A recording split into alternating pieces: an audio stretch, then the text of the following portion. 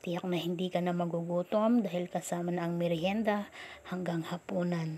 Hello, hello, good morning po. Nilagang manok, yung ulam namin ngayong pananghalian. At naisipan ko rin magluto nitong penny pasta na mac and cheese.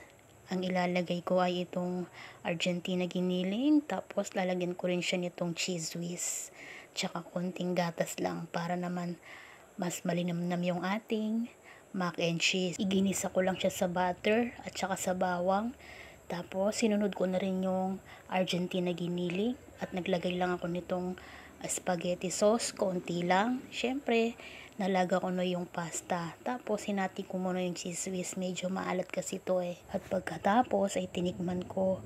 Tapos nilagyan ko lang siya ng konting asukal para medyo manamis ng konti.